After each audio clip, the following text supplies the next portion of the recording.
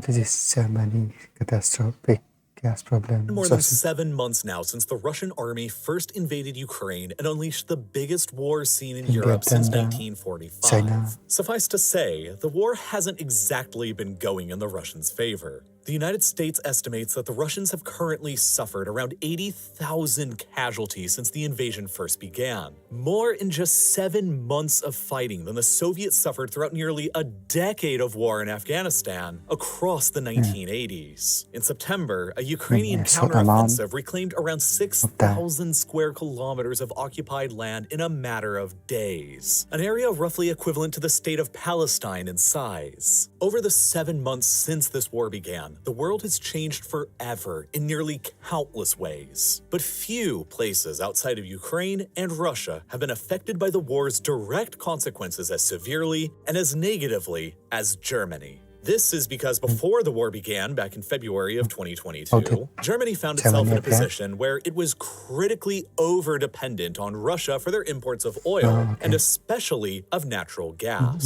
resources that are absolutely vital to powering the modern industrial German economy. During 2021, a whopping 34% of their oil imports and 55% of all their natural gas imports were coming in from Russia alone through this complex series of pipelines. But it was the gas that was the most critical and the most difficult to replace. Cheap natural gas imported through pipelines primarily from Russia, Norway, and the Netherlands was powering roughly a quarter of Germany's entire supply of energy. And that meant that the Russian natural gas flowing in from their pipes was powering more than 13% of Germany's entire energy consumption. Germany relied heavily on this cheap and plentiful Russian gas to power their manufacturing-based economy and industry, while the Russians relied on selling this gas to fund their government. And were this flow of gas from Russia ever to be slowed down or halted, it would spell an economic catastrophe for both Moscow and Berlin. But little did the Germans realize just how willing the Russians were to actually sacrifice their own end of this business relationship and torch their own economy just to spite them. After the Russians invaded and began pillaging Ukraine back in February, the Germans quickly joined in on the enormous financial sanctions that the rest of the Western world passed against the Russian regime, and agreed with the rest of Europe to begin steadily reducing their Russian oil and gas imports down to zero within a few years. But the Germans couldn't just immediately remove themselves from buying Russia's gas, because doing so would have literally crippled their economy and energy supply and thrown them into a recession. And the Russians knew it. Having 13% of your energy supply suddenly vanish overnight without many good alternatives inevitably contains negative consequences. So instead, even though by June the Germans had already managed to reduce their gas imports coming in from Russia to just 35%, a lot lower than the previous 55%, the Germans have still been effectively forced into buying some amount of gas from the Russians every single day since their army crossed the border into Ukraine. Within just the first 2 months of the invasion, the Germans had already paid 8.3 billion euros to Moscow for these gas deliveries. As of August, those first 2 months of payments alone are roughly 7 times more money than the German government has provided to Ukraine in the form of weapons and supplies. Russia has been using this cash earned from selling gas to the Germans to help prop up their currency and to help buy up millions of rockets, artillery shells, and bullets from fellow pariah states like North Korea and Iran that are enabling them to continue waging their war in Ukraine. And now the Russians themselves are artificially cutting their own supplies of gas to the Germans in order to increase their price while simultaneously applying further economic pressure and blackmail. This single pipeline called Nord Stream delivered roughly 38% of all Russia's natural gas deliveries to Germany prior to the outbreak of the war, meaning that this one pipeline was delivering about a fifth of Germany's entire supply of natural gas and powering roughly 5% of Germany's total energy consumption. In response to the financial sanctions imposed by Berlin, the Russians slashed their own deliveries of gas through this pipeline to Germany by 80% back in June. And then in early September, they announced that all gas exports through this pipeline would be closed indefinitely until Berlin fully withdrew from their sanctions. On the one hand, this tactic is temporarily depriving Moscow of hundreds of millions, if not billions, of euros worth of revenue from gas sales. But on the other hand, it is greatly decreasing the supply of gas inside of Germany leading up to the winter, and causing gas prices to skyrocket, temporarily increasing Russia's revenues on the limited amounts of gas that they're continuing to sell before the European Union is able to abandon them entirely, while simultaneously pushing German households and German manufacturers into paying dramatically higher costs to keep their homes warm and to continue powering their factories. The hope inside of Moscow is that the Germans won't be able to find easy replacements for these drops in gas supplies and will be plunged into a recession and break during the winter and come to the negotiating table before the Russians break and run out of money. So far, the Germans have refused to cooperate or fall to this tactic, but in doing so, they are paying a very heavy price that should not be going underestimated. Germany's economy is currently buckling under the pressure of rapidly rising gas prices that are already 10 times pricier than they've been on average over the past decade in Europe. And this is all before the winter, when the demand for gas will naturally peak and spike even higher. With winter now quickly approaching and gas already this expensive, the Germans and the Europeans are in for a very difficult few months that will truly test their people's overall resolve on Ukraine like nothing before has. They are quite literally staring down the barrel of a massive energy supply-induced recession that is putting their entire economy into jeopardy, and they could theoretically avoid it all entirely by simply making a deal with the devil in Moscow. And Moscow knows the option of that choice will foment unrest across Germany and Europe this winter between those who want to accept it and avoid the pain, even if it means leaving Ukraine out to dry, and those who want to continue supporting Ukraine regardless of the price that will be paid. Now, in order to understand how Germany even found itself in this unbelievably precarious position today, you have to understand a bit about the poor realities and decisions faced and made by the German government over much of the past several decades that led us here. To begin with, Germany is a nation with few viable energy resources of its own. The only fossil fuel that it has plenty of within its own borders is coal, and to be sure, Germany has and has always had a lot of coal. In the early 20th century, prior to the First World War, the German Empire was the second largest producer of coal in the world, and even today in the 21st century, Germany contains the 7th largest coal reserves in the world. Germany's enormous domestic coal reserves is part of how Germany ai cha rồi ngà xịt cha rồi chết tê quốc thật li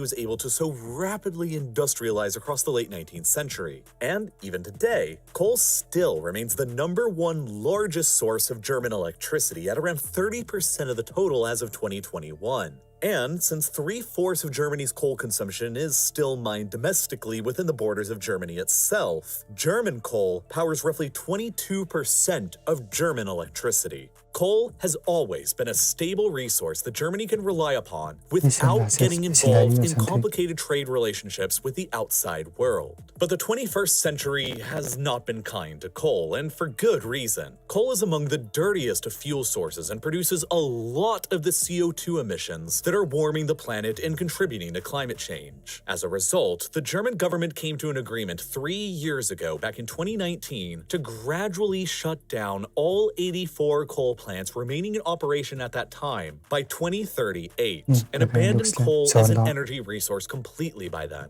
with the intention to replace all of that lost energy at first with cleaner natural gas and eventually with totally clean renewable energy. But renewable energy is difficult in Germany because the country is neither particularly windy nor particularly sunny, which makes wind and solar power difficult to harvest. The windiest parts of Germany aren't even really in Germany, but offshore in the North Sea with within the German Bight and the Baltic, which are naturally where the majority of Germany's modern wind farms are concentrated in.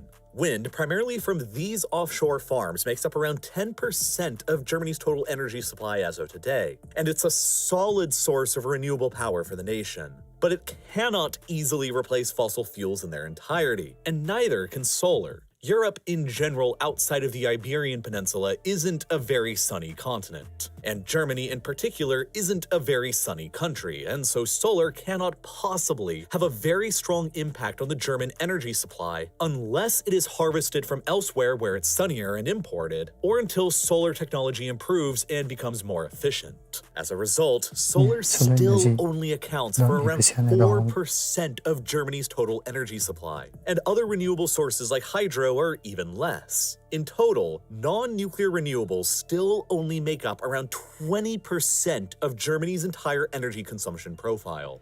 That largely leaves oil and gas, but Germany effectively has zero of either within its own borders, and so they've been forced to import nearly their entire supply of each forever. Oil is easy though, because it can effectively be imported from anywhere in the world to Germany for cheap, because it's naturally a liquid and it can just be placed in barrels or on tankers and transported cheaply by non-specialized ships, rail, or truck. But natural gas is, of course, a gas, and transporting it is far more complicated and expensive than oil is. The cheapest way to transport natural gas is through pipelines directly from sources that aren't too far away. And, somewhat luckily for Germany, there's a lot of rich natural gas deposits just beyond their borders, like the Groningen field in the Netherlands, the 10th largest discovered gas field in the world, and numerous other rich fields across the North Sea, controlled by Norway and the United Kingdom. As a result, the Netherlands and Norway are the third and second largest sources of natural gas provided to Germany, under normal circumstances providing 13% and 30% of Germany's gas imports respectively through a series of their own pipelines directly from their sources. But everyone knows that the days of the Netherlands' gas supply, the largest source of gas within the European Union itself, and Germany's third largest source, is coming to an end. The drilling for gas within the Groningen field ended up causing subsidence, the shrinking of the topsoil above. This has resulted in low-intensity earthquakes across the region that has caused minor damage to building foundations and unrest among the local residents. So, as a result, the Dutch government began imposing serious restrictions on gas production within the field, and in 2014, it was decided to gradually phase the field out of production completely. As of last year, in 2021, the plan is to end gas production completely within the field between 2025 and 2028, removing the European Union's largest source of domestic gas for good. But even with that field, the gas reserves of both the Netherlands and Norway pale in comparison to the ocean of gas that can be found just to the east of Germany within Russia. Across western Siberia, the Caucasus, and the Far East, the Russians control nearly 60 times the amount of known gas reserves as the Netherlands, and nearly 22 times the amount of Norway, at least according to OPEC. Russia controls the largest known reserves of natural gas in the world and doesn't really have much of a manufacturing or industrial base to use it for themselves. Meanwhile, with a very energy-hungry, industrialized economy centered upon manufacturing that has been wanting to reduce their emissions by ditching coal, Germany has always had one of the world's greatest demands for natural gas, and continues to be the third largest importer of gas in the world, remaining only behind Japan and China. When factoring out political or ideological differences, a purely business relationship between Germany and Russia based upon natural gas was almost inevitable based simply on economics and geography, as Germany could import vast amounts of gas from Russia for less money than anywhere else in the world, simply because there was just so much of it and it could be shipped so cheaply through pipelines directly from the sources in Siberia rather than expensively on tankers across the oceans. Germany needed gas for their industry, while Russia needed cash for their government. But long before the Russians invaded Ukraine in 2022, there have always been debates within Germany, Europe, and the United States over the degree of influence the Russians were gaining inside of Germany through these energy supplies. At the time of the Soviet Union's collapse in 1991, all of the Russian pipelines that exported gas from Siberia to Europe and Germany happened to run through Ukraine.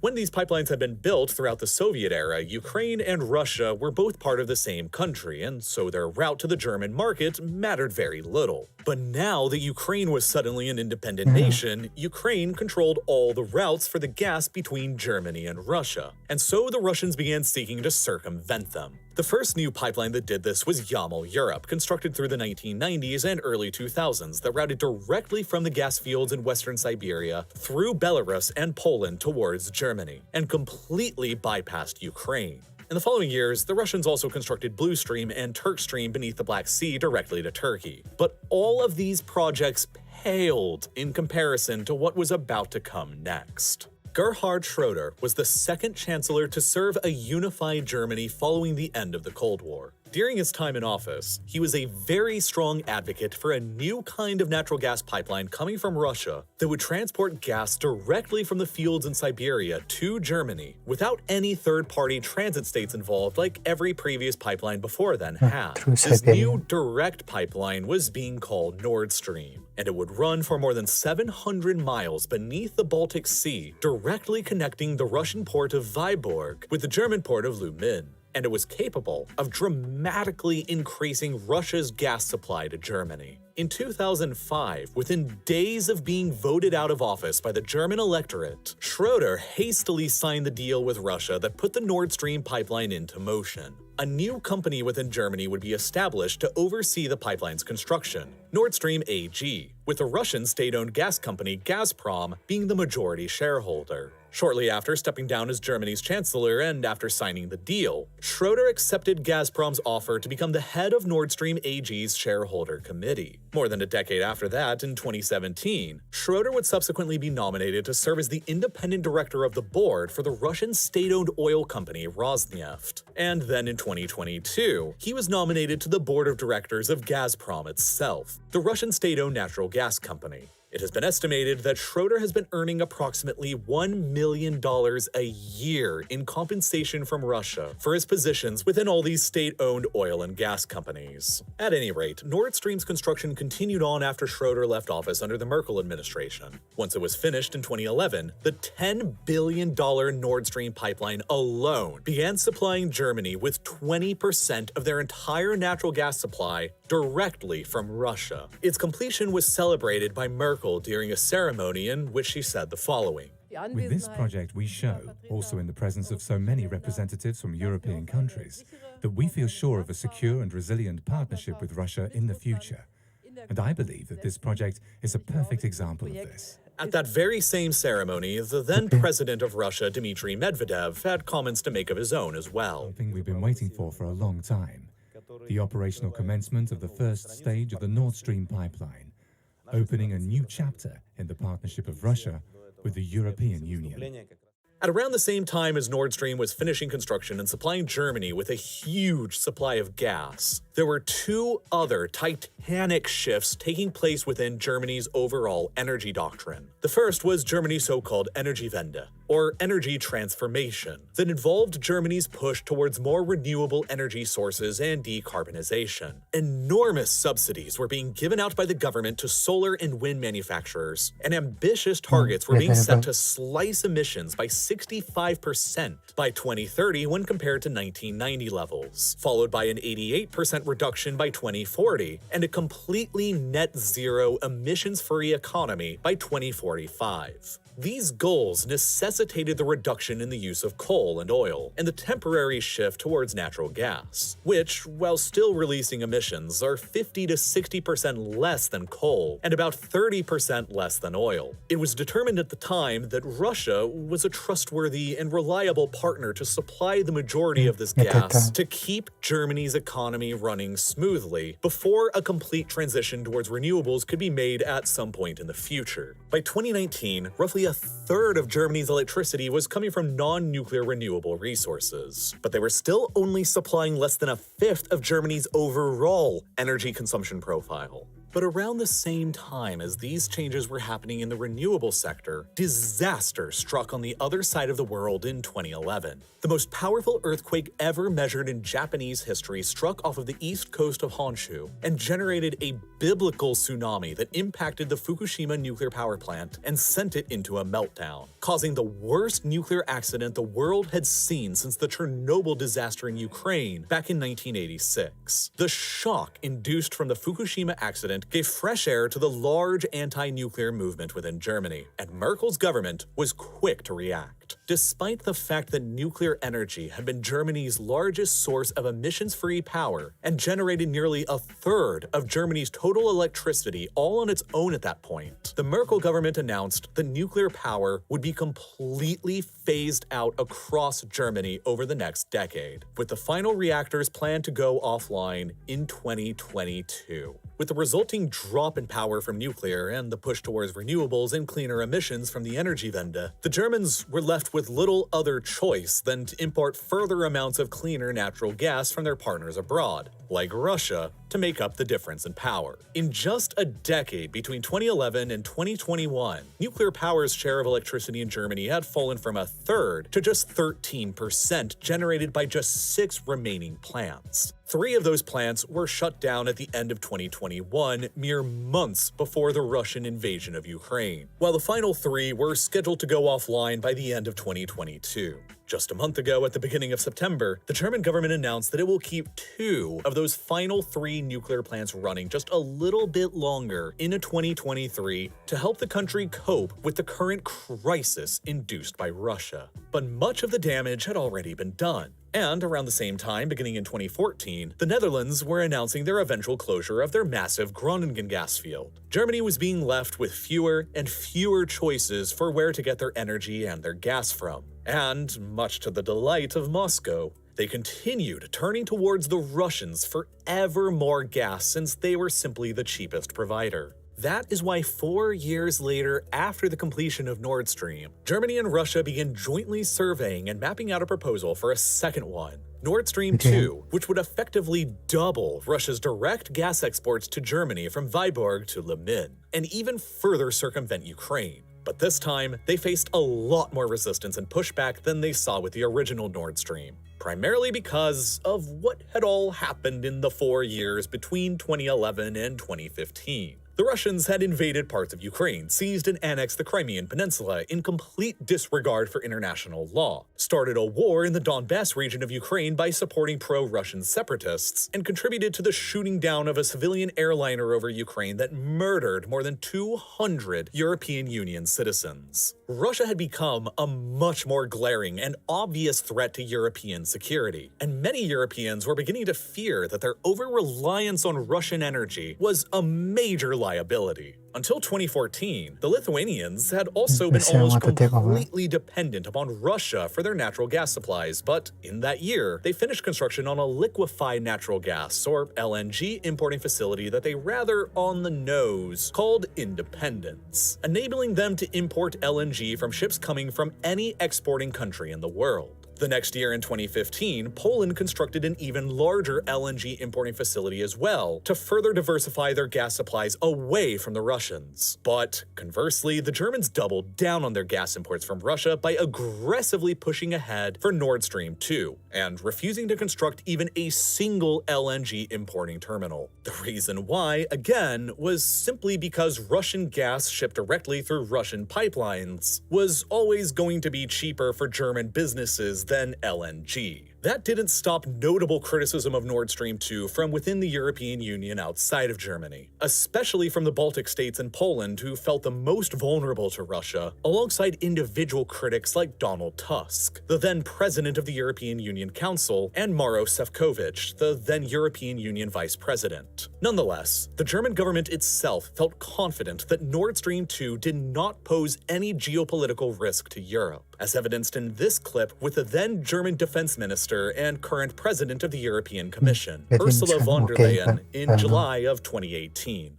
When we talk about this pipeline, though, there are serious concerns. Other EU member states have raised them in the past, that this might compromise security when it comes to Germany or to NATO allies generally. How do you respond? We have the same interest. We defend and protect the same security issues. That is our democracies, our economies, the rule of law, the human rights. So it's in our German interest to work closely together with our allies. We have to tackle that issue. There is an issue without any question, but we should not forget that there's more on the NATO table. And you don't believe that this pipeline would compromise security? No, in our own German interest, we have to make sure that No. this is not the case. And I'm very confident where that is concerned. We are in deep talks about that topic. But as I said, there are many other things to worry about what security is concerned. Talk about Russia in itself and its behavior, malign behavior. Talk about China. Talk about cyber attacks. ISIL terror, just to name a few topics we have to debate here. Outside of the European Union, the biggest opponent to Nord Stream 2 and the increasing Russian influence on Germany's energy supply was Donald Trump, the newly elected president of the United States. In July of 2018, Trump met with representatives from Germany and NATO and had the following statements to say to them. Well, I have to say, I think it's very sad when Germany makes a massive oil and gas deal with Russia, where you're supposed to be guarding against Russia, and Germany goes out and pays billions and billions of dollars a year to Russia. So we're protecting Germany, we're protecting France, we're protecting all of these countries, and then numerous of the countries go out and make a pipeline deal with Russia, where they're paying billions of dollars into the coffers of Russia. So we're supposed to protect you against Russia, but they're paying billions of dollars to Russia, and I think that's very inappropriate. And the former chancellor of Germany is the head of the pipeline company that's supplying the gas.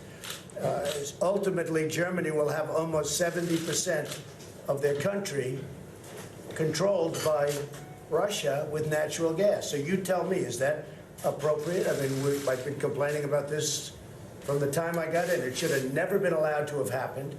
But Germany is totally controlled by Russia because they will get from 60 to 70% of their energy from Russia and a new pipeline. And you tell me if that's appropriate, because I think it's not. And I think Germany is a captive of Russia. This is Jens Stoltenberg, the former Prime Minister of Norway and the current Secretary General of NATO. You know, NATO is an alliance of 29 nations, and there are sometimes differences and different views and also some disagreements. And the gas pipeline from Russia to Germany is one issue where allies disagree. But the strength of NATO is that despite these differences, we have always been able to unite around our core task to protect and defend each other, because we understand that we are stronger together than apart. I think that 2 world wars and the Cold War taught us that we are stronger together than apart. But how can you be together when a country is getting its energy from the person you want protection against or from the group that you want protection? Because we understand that when we stand together, also when dealing with Russia, we are stronger. I think what we have seen is that... No, you're just making Russia richer. Shortly after Trump's comments, Angela Merkel, the longtime Chancellor of Germany, shot back with her own remarks. Ich möchte aus gegebenem Anlass hinzufügen, dass ich erlebt habe auch selber, dass ein Teil Deutschlands von der Sowjetunion kontrolliert wurde.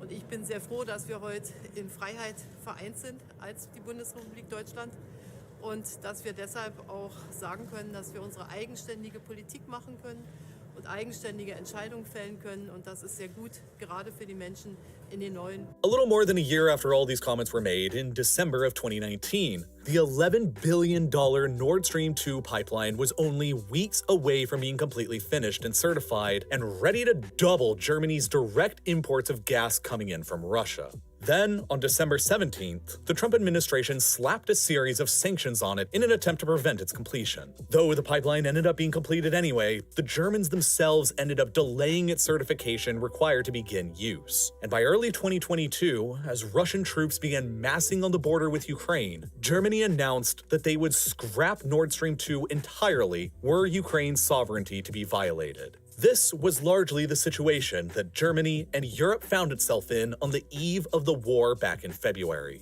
Of course, after the Russians invaded, the Germans did follow through with their threats and indefinitely suspended the certification of Nord Stream 2, meaning that the $11 billion pipeline has sat unused at the bottom of the Baltic Sea now for years. Germany further announced that they would immediately reduce their intakes of gas coming in from Russia, and that they would steadily reduce their imports of Russian gas to zero by 2024, while they rapidly sought to find alternative suppliers who could take their place. In response, the Russians retaliated by predictably weaponizing what remained of their gas market in Germany before the Germans could find those alternatives. With Germany's closure of Nord Stream 2 and Russia's effective closure of Nord Stream 1, and reduced supplies coming in through all their other pipelines, the Russians are deliberately throttling Germany's energy supply. Berlin is currently operating under the assumption that by the winter, Russian gas deliveries through their pipeline network will be effectively zero. And so the race has been on to secure enough alternative supplies to get them through the winter without them. But the big problem facing the Germans right now is that since they've removed so many different kinds of energy inputs over the past decade, finding those alternatives has been very difficult. They completely self-gutted their entire nuclear energy sector that could be providing all of the electricity missing from the Russian gas right now, had they not. They declined to diversify sources of natural gas away from pipelines with LNG facilities until it was largely too late after the invasion had already happened. They're currently trying to quickly build 5 offshore floating LNG facilities to begin taking in imports from places like the United States or Qatar, and they expect to have some of them completed by the middle of this coming winter, but we'll have to see. With other recent major German construction projects like the new Berlin airport and the new Hamburg concert hall running years behind schedule under far better economic conditions than today, faith in German construction projects meeting their deadlines has almost never been lower. And even once they do have them up and running, it'll be very expensive and very challenging for them to actually even get any LNG. Even before the war started, LNG was already the most expensive way to ship gas from one part of the world to another, because you need a complicated refrigeration plant on site where the gas comes from in order to cool it down into a liquid. Then, the liquid gas needs to be loaded up into a specialty refrigerated tanker that can keep those cool temperatures for days or weeks or months at a time while it gets shipped across the ocean with a whole crew. Then, once it arrives at its destination, the liquid gas needs to be warmed back into a gas, before finally being pumped into the receiving country's pipeline network. It's all very pricey, which is why the Germans avoided it until now. But when you also factor in that LNG is a global product, it gets even worse from Berlin's perspective right now. There's only so many producers and sellers of LNG in the world, and there are a lot of buyers. The largest market for LNG is in East Asia, where developed economies like China, Japan, South Korea, and Taiwan buy and import enormous volumes of it from producers, especially during the winter when their demands also peak. The Germans are having to suddenly enter into this brand new market for them with a demand that is similar to Japan's, the world's second largest importer of LNG. Competition for the limited supplies of LNG will therefore be high, as will prices. And to make matters even worse for Germany, their own self-imposed energy policies and restrictions are continuing to hobble them even further. Since the business of LNG trading is so prohibitively expensive to get set up and running, most suppliers don't want to run the risk of paying a lot of money to get started just to end up with no market and no way to return on their investment. So, they generally demand lengthy 20-year-long contracts where the receiving country promises to continue buying supplies for 20 years and keep the market going. Qatar, the second largest exporter of LNG in the world and an otherwise reasonable supplier for Germany to choose from, is still insisting on one of these 20-year contracts before beginning deliveries. But doing that would force the Germans into continuing to buy Qatari LNG until at least 2043. Just 2 years before their current target of zero emissions and carbon neutrality by 2045, and thus accepting it would be a major compromise on the energy Wende. As a result, the Germans are firing up many of their previously mothballed coal plants with higher emissions in order to make up the present energy difference for now instead. Because Germany's access to coal is largely domestic and doesn't require the same kinds of long-term commitments that they're running into with LNG. Their gamble here is that while their emissions may be higher in the present with a partial return back to coal, they will be lower over the next few decades since they can just abandon coal but wouldn't be able to abandon gas. And now their largest source of piped natural gas that was supposed to help replace all of these lost inputs coming from Russia is effectively dying. Germany is quite literally facing its most serious energy crisis in generations since the 1970s Arab oil embargoes, with no other choice left but to pay eye-watering prices to fill up their gas storage reserves ahead of the winter. The Germans have paid more than 50 billion euros to do it, 10 times more expensive than their historical average cost to fill up their tanks, resulting in the dramatically higher prices for gas that German households and businesses are currently experiencing, and that will continue to get worse soon. It's been estimated that a complete shutdown of Russia's gas supply will shave off at least 2% of the German GDP this year and result in more than 500,000 losses in jobs. According to a study from Bruegel, a Brussels-based economic think tank, a total shutdown in Russian gas deliveries would force Germany into reducing their national gas consumption by an unbelievable 29%. Since gas represents around 25% of Germany's total energy consumption, that is a more than 7% reduction in overall German energy usage that's on the table right now. Most vulnerable of all to this is the German manufacturing sector and especially Germany's chemicals industry. As a single example, the largest chemicals company in the world, BASF, operates the world's largest chemicals production complex with 39,000 employees here in the city of Ludwigshafen. This single energy-hungry facility consumes a whole 4% of Germany's entire natural gas demand. And with the reduction in natural gas supplies from Russia and the rapidly rising prices of gas, this facility and its thousands of employees may end up being forced to temporarily shut down due to costs. And this is true across nearly every manufacturing business across Germany right now, and manufacturing makes up a fifth of the entire German GDP. Since chemical companies like BASF exist at the beginning of most industrial supply chains, their closure could generate a cascading effect of closures across the whole German industrial sector, and at a time when inflation is already at a 40-year high and economic growth is stagnating. The result could end up becoming an apocalyptic recession in Germany, with reverberations felt across the world in every other country that relies heavily on German manufacturing and industry for their own economies. The German government is therefore going to be left with a stark series of decisions to make this winter. How to best allocate the limited amounts of energy resources they will have available between households and businesses, while delicately balancing domestic unrest caused by household energy bills and recession and unemployment caused by business energy bills. But even with this ferocious Ukrainian counteroffensive, the largest of its kind ever seen since the Second World War, there's no telling for how much longer this conflict is going to last for, nor for how much longer it will affect the rest of the world. When the invasion began back in February, the Russians claimed that their objectives were limited to only the Donbass area, the eastern Ukrainian territories of Luhansk and Donetsk. But then, a few months later in June, after their failed attempt to capture the Ukrainian capital Kyiv, and after a stronger Western response than they were likely anticipating, the Russian government announced that the scope of their invasion had expanded beyond their initial objectives, to include the provinces of Zaporizhia and Kherson as well, in addition to Luhansk and Donetsk. With Russian and Ukrainian fighting over all four of these territories still ongoing even after the counteroffensive, we just don't know for how much longer this is all going to last for. But it's already becoming clear that the war is becoming divided into phases. Phase 1 seemed to be the initial Russian invasion and their attempted blitzkrieg across the entire country and the attack on Kyiv, all of which failed.